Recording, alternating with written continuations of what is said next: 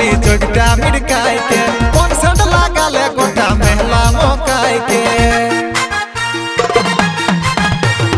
मन कोले जाहिस धनी जोगटा मिड़काई के कौन लगाले गोटा महला मोकाई के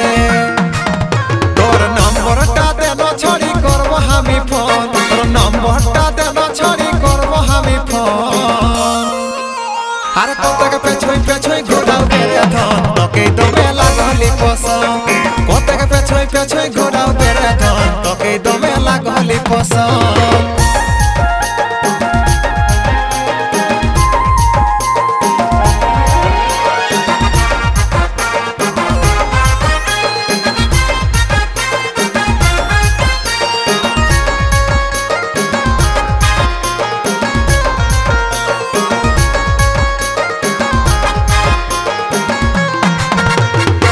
चुलुड़ाई चले हिस्टोई चश्मा लगाई के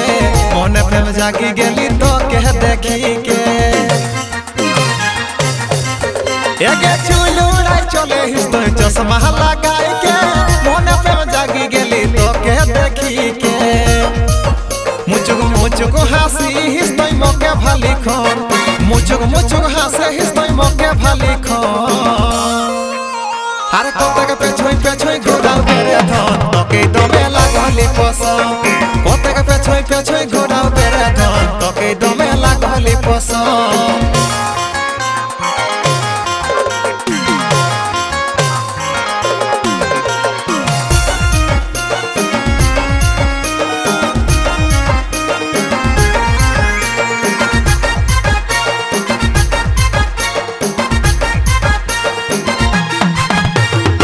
मानिले हमर कथा ना न भाव खाएंगे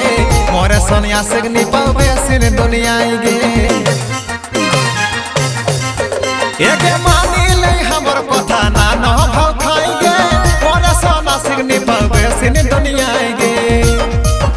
एहे पहिला फागुने करिले मोरे आपन पहिला फागुने करिले मोरे आपन अरे कतक पेछोई घोड़ाओ बेरे धन तके दमे लागली पसंद कतक पेछोई घोड़ाओ बेरे धन तके दमे लागली पसंद